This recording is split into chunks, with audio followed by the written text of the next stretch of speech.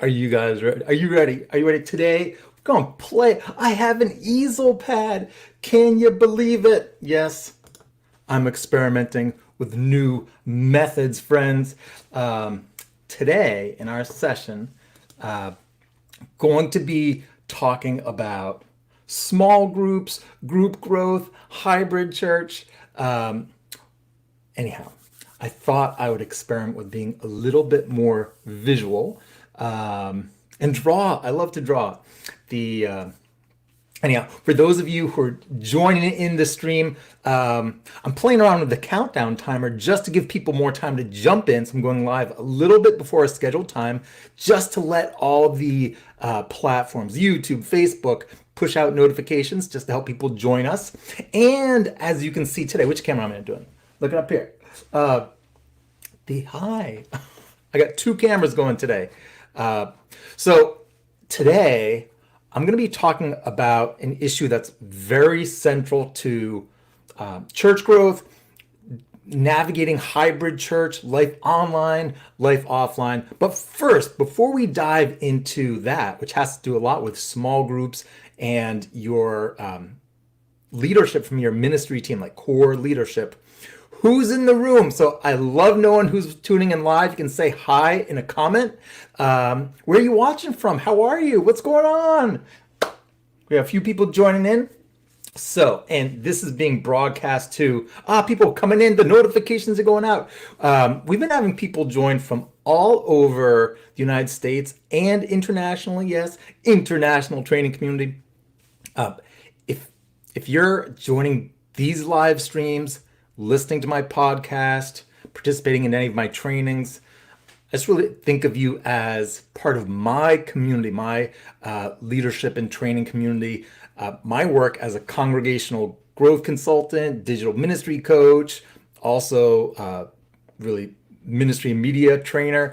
Yeah, I'm just doing what I can, especially in these times with COVID and navigating online and offline ministry, just doing what I can to support you as you're learning new skills and strategies. So today, I'm going to be responding to a number of questions that came in related to how do we promote congregational growth? How do we do leadership development? Thoughts on online spiritual practice and faith formation. And so I'm going to address that, talking about some core small group strategies. Those of you who've joined us, hey, Juliana, Michael, welcome. Oh, yeah, Michael tuning in from across the pond, as they say. What did they say that for? Do they use that expression where you're from, Michael? Anyhow, one of my UK friends, the Michael, I want to visit sometime. My wife, the Reverend Amy Friedman, and I, we watch your videos, and we're like, when we can go to the UK, we're coming to you, okay? And oh, another two Michaels today. Great. So, what was I saying? I was so distracted by seeing my friends hop on. Anyhow, the any question? Oh, it's snowing in the Pacific Northwest. Anyhow, the main thing is that I love supporting you, love working with our congregations, and just doing what I can to use all my skills to really have your back as we're navigating these times. So let's get into it. Okay, so I have a easel pad today because we are going to be doing a little drawing. I love to draw. Those of you who've been to my trainings physically in the same room, I'm thinking Juliana. Wait, let me move this other camera so it doesn't distract me. Juliana knows that I love drawing, I love doodling. What we're going to talk about today is small groups, which are essential to connecting people, whether we're dealing with offline or online ministry. And I just want to tackle some of the issues that people have been sharing in questions, but through kind of a small group lens. Now, if you've been in any meetings, online Zoom meetings, you know, like when the meetings start getting big, it becomes unwieldy, participation goes down. Yes, you can do breakout groups, but one of the things we have to watch out for is as we're structuring our programming, worship, classes, just ministry in general, that we have a very relational focus. Those of you who don't know my deeper background, it was small group ministry and helping to really develop small group models within the Unitarian Universalist denomination, which catapulted me to doing national training and speaking. I co-founded the UU Small Group Ministry Network, which was the first website on small group ministry. And over the recent, decade or so, I've been doing much more with congregational growth and digital strategy, not doing as many public trainings about small groups because I've been dealing with other things that people are like hungry for, but all is kind of on the back end. And within those trainings, I will say, like, as we're connecting with people online, trying to bring them into the hearts and lives of our congregations, we have to connect people in small groups. Now, as I've talked about small groups, the number one thing, and this is like online in recent months, I've shared previously that I think to have a pandemic optimized ministry, meaning your ministry is stable in these times, that one of the top things you need to be doing is getting people into small groups so that they're connecting with other people face to face on Zoom. And then we can also have small groups that are meeting online via Zoom as able and as they can organize safely, listen to your Faucis, gather offline. So small groups are very flexible and nimble in these times. But the number one pushback I get to that, and I've been getting pushback on small groups for years because as I prioritize small groups, very often senior leadership in congregation often aren't as on board with small groups. And that tends to be in congregations that are smaller, like under 150, when you're really at the pastoral size, where so much of the ministry is going through your minister and dependent on your minister. So that might work if you are gathering physically on site and people are coming to interact with your minister, hear your minister's sermon, and get attention on Sunday and programs from your minister. But I think that's not sustainable in these times when we're having to do things online. And it's not the best way to grow a congregation and I think fulfill your mission. We really want to be able to scale our ministry and reach people more through online means, through different relational structures. So what I hear is our small groups are terrible. People hate the small groups. Small groups, they every single time, Peter, become cliques. And then there's all these different complaints about why small groups don't work. Have any of you dealt with small groups and congregations that are unhealthy, closed, they turn inward, they're like little clubs, and they're not connected to really the larger picture of the congregation? Anyone comment? So this happens without fail in all small group programs where there isn't great leadership from the larger ministry team. And I can predict it every time. And the reason why that happens, I'm going to grab I've got markers. You wouldn't believe how many Sharpies I have. All right, so check this out. Say you have, and you can see this, right?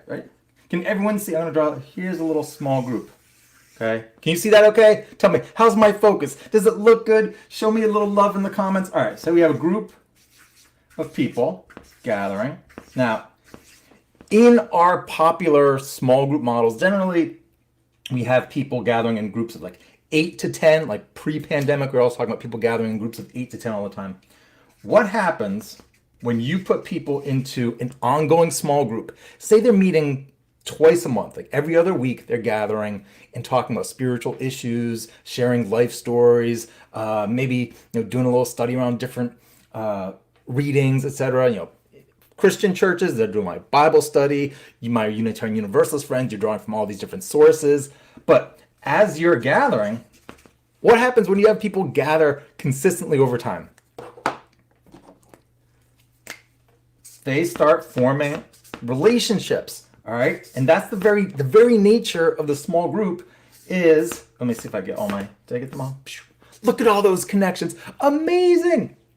Now, all those people connected to each other, as they start to get to know each other, in our society today, many people go months without having a deep, meaningful conversation that's not work related. and really have no place in their lives where they are really sharing their story, deeply reflecting, and feel connected to other people.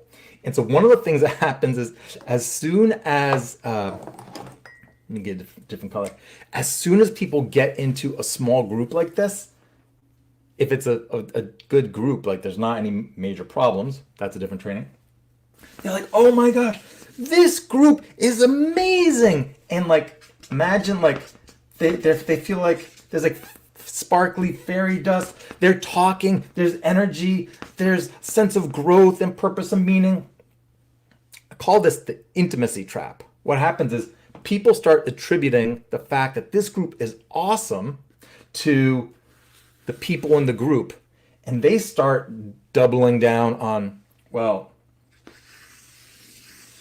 no one better mess with my group. So when you get people into a small group who haven't had the experience, and it's a like well-structured group and it's meeting the purposes of your average small group ministry, people can sometimes be surprised by how awesome it is, and they become a little protective. So what do we need to counteract that? We can educate people from the beginning that these small groups are going to be awesome. We have a structure that works time and time again. So don't be surprised when it's fantastic, because one of the things we're going to be doing is looking to very potentially bring other people into your small group. As time goes on, we maybe want to grow and divide groups, and just know that we can replicate this experience really well. And so just letting people know that helps them not fall into the trap. But when you think about these relationships, they're almost like rubber bands. Imagine if you had rubber bands getting stronger and stronger and stronger between these people. What's going to happen if those ties, those connections get stronger and stronger and stronger? What's going to happen?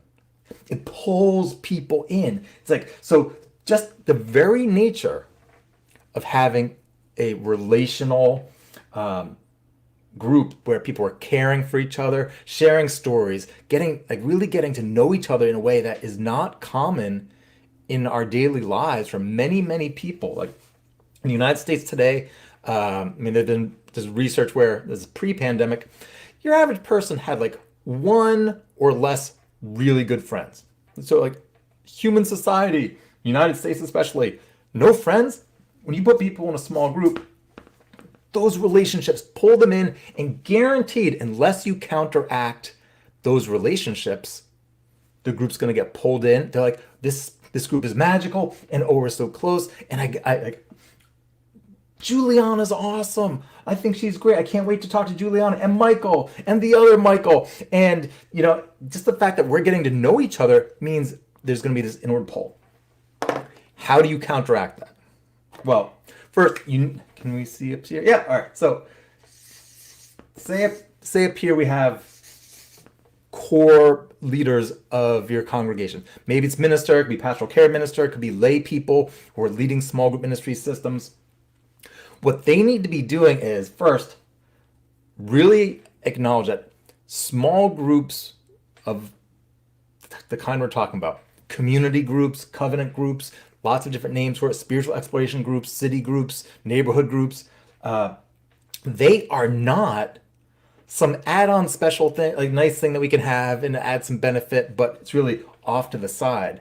When you get people in small groups, that becomes like a primary, like a core part of their congregational life, a core part of their life, critical, like really deep, meaningful relationships in their life, and they just they value it. And it's also a fantastic place to, if you use groups well, leadership structures, group facilitators, that the group, say this is a facilitator who's in charge of leading that group. If you really have great collaboration and communication between, say this is the reverend, a pastoral care minister, maybe I'm going to do C for a coordinator of their small group program. If these people are really focused on being in touch with their group leaders, sharing the value, the power, and potential of this group structure to support the congregation's mission. Community building, spiritual growth, leadership development. Groups can be involved in social action projects, like do social justice study, etc. Like if we use the groups and the leadership is on board, like we're not just having small groups in our congregation. We're not just having like this add-on group ministry thing. We are doing our ministry through small groups in a very primary way. What we do is you get this like groups are awesome. We love our group facilitators. We're investing in energy in small groups.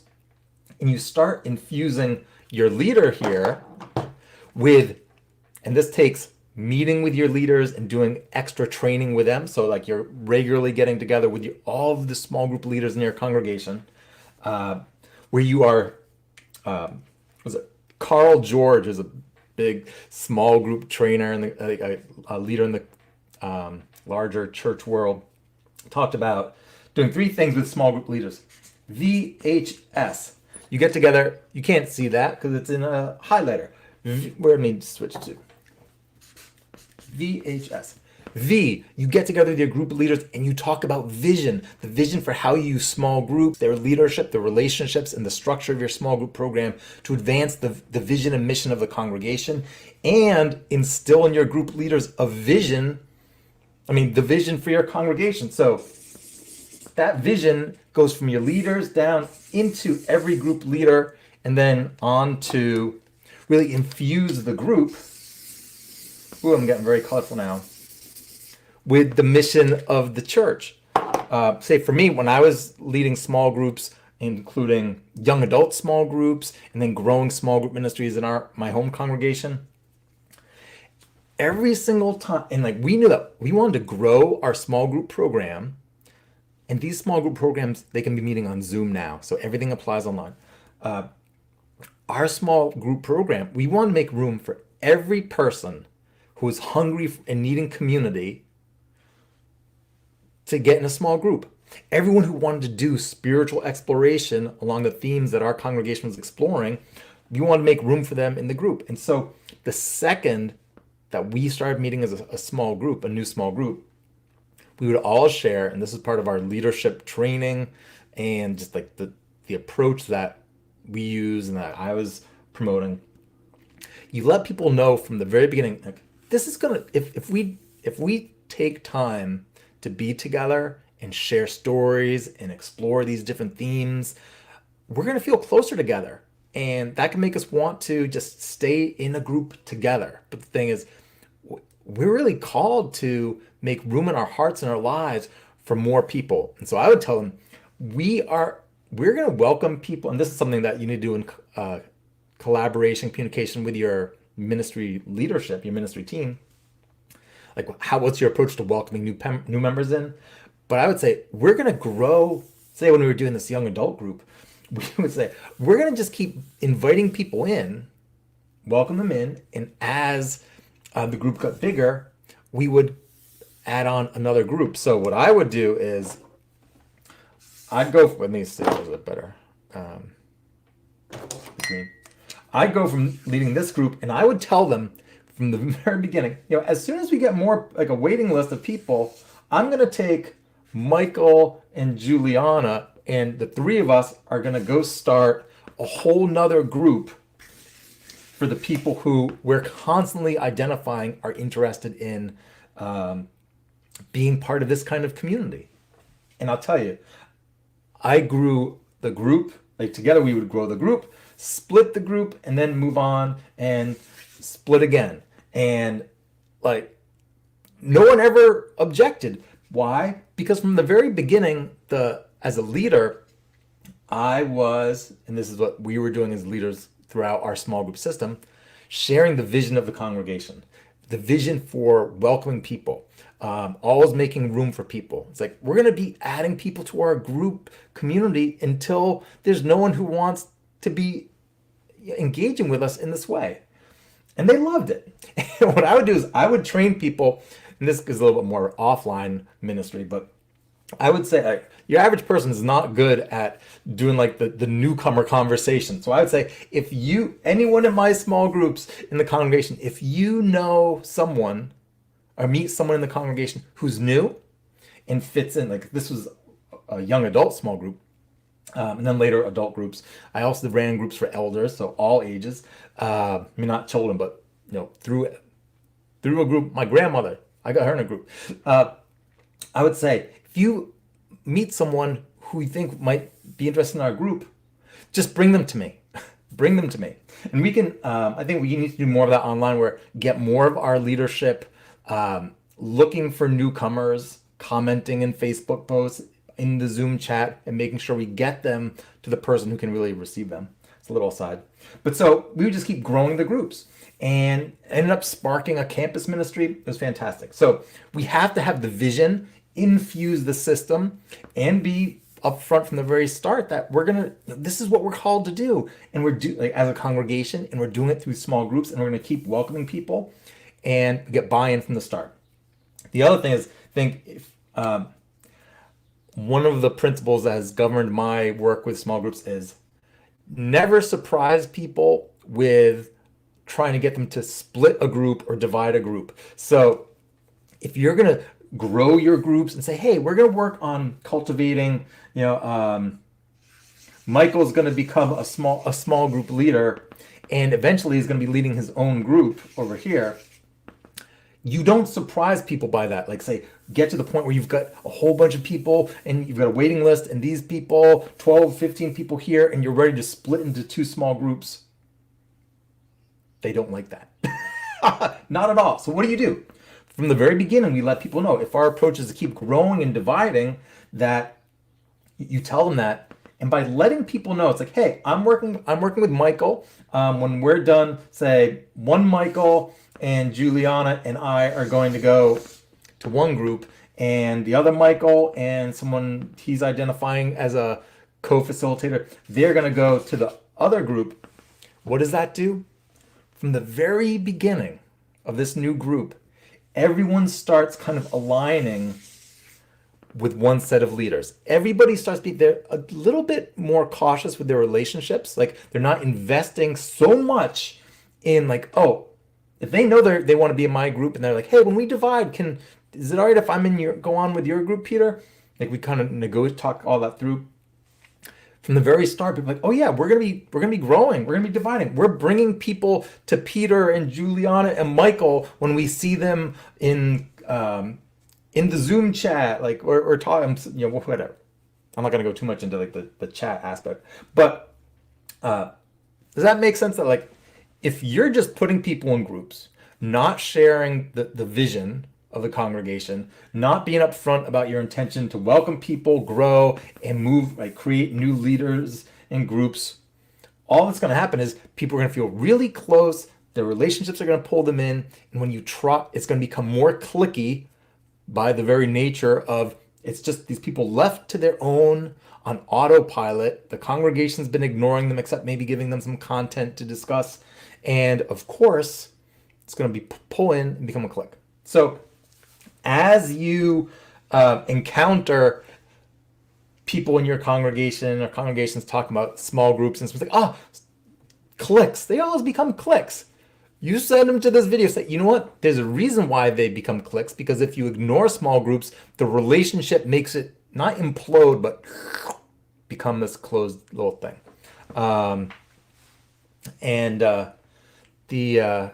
Michael, I'm not volunteering. I get volunteers to make videos all the time. Volunteers are great. Tell me more about your volunteer efforts. Now, why do I care so much about small groups, especially as we're online? Because let me just do it right here. Well, here's a question. If you're looking at this amazing small group, is this group meeting online via Zoom or offline? And like this group could be meeting online via Zoom. It could be meeting offline if it's safe. Listen to public health officials. In someone's home. It could be meeting in a park.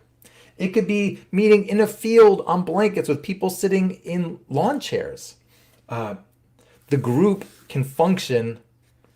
People sharing stories, doing a personal check-in, exploring themes related to congregational life. Online, offline, it works beautifully. I'm dialed into all kinds of different congregations running, congregations online, different denominations, clergy, church consultants, etc., nonprofit organizations doing group work. And the consensus is, by everyone who's doing anything with groups, that online small groups do just as well and sometimes even better than your average group gathering. What's better about a group meeting online? There's no travel time.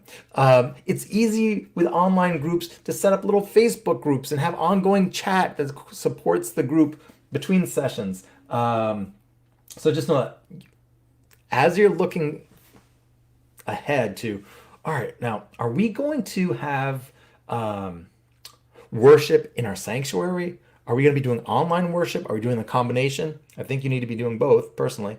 But as you're looking at that, I want you to make it a priority to see that everybody in your congregation is connected to some kind of small group. It could be a small group ministry group that's exploring the spiritual, religious, worship themes of your congregation. There could be parenting groups, just more fellowship social groups, more social action groups. But running my own congregation, I'd make sure I have a list of all of my members, friends, and newcomers, and I would make sure that on a regular basis, I knew that every single person's gathering with others in some kind of small group context, small group environment, where they're seeing people face to face. Video counts, face to face, Zoom video. They're seeing other people, they're having conversations, they're sharing stories, they are learning, working on a project, whatever. But just make sure that everyone is in some kind of small group. Why? Because if we're not getting people into small groups, we're not delivering on relationship. And we're going to lose them. Like I tell you, almost, not always, but for the most part, if you aren't delivering on relationship and connection and friends, your average person is not going to stay that long. Leaders in congregations, if you look at the top 20 active leaders in your congregation, they're getting so much relational interaction with people through their leadership. Board meeting, this meeting, that meeting, planning for worship. When I was helping with the congregation my wife serves, when the pandemic hit, I helped them move their services online, and I did tech for 3 months. I felt more connected to that congregation during that time where I was their primary tech person, and was helping them figure out how to do it and help them develop their skills. I felt more connected to the congregation than ever before. Why? Because I was in a special position as a leader to have amazing interaction with the staff. And so as leaders, if you think about, like, all right, take away all your committee meetings, everything you do as a leader, gone. What's left in your experience where you're having conversation, building relationships that your average newcomer will get? So we have to get people into small groups. And of course, some of you are like, I don't know about small groups. That's okay. You don't have to do small groups. You can go watch Netflix instead. Anyhow, so I think it's important to know that as people push back on small groups, as we're looking at hybrid church models, and you hear people like me saying, all right, it's really important to get people into small groups, that for all the things that people say, can be problematic with the small groups, more often than not, it's because there's some aspect of leading a small group system that's not being done. Now, this next month, a big focus of mine is working with Video Ministry Academy students, but as we move towards the end of the month, I'll be launching more trainings on small group models, small group facilitator training. How do we adapt small groups to our online life and hybrid environment? For me, I see knowing how to communicate, inspire, develop relationships using video, create on-demand content, develop classes, courses that your members can and others can take is really important. Promoting engagement in congregational life, worship, etc., really important through video. But on the flip side, we have to get people into small groups. I think long term, if we want them to stay connected to the congregation. So that's it for today. Tomorrow, which is Friday, wrapping up a week of these sessions, we'll be talking a little bit more about some ideas around different ways to approach hybrid ministry, hybrid church models, and I'll be thinking a little bit more about smaller congregations. So that's tomorrow. Thank you for being here. What do you guys think of, what do you think, sorry, I was like guys so much. What do you think of the flip chart? Good? Yes? Could you see it all right? Do you like drawing? I didn't even draw any emojis or anything. There we go. Some other time I'll do more cartoons. You ever see Robert Reich? How do you say it? Who does all the cartooning? That'd be fun. All right. I hope you have a great day. And if you have questions, if you have specific questions related to hybrid church models that you want me to riff on a little bit tomorrow, feel free to comment or email me. And I'll talk to you all very soon.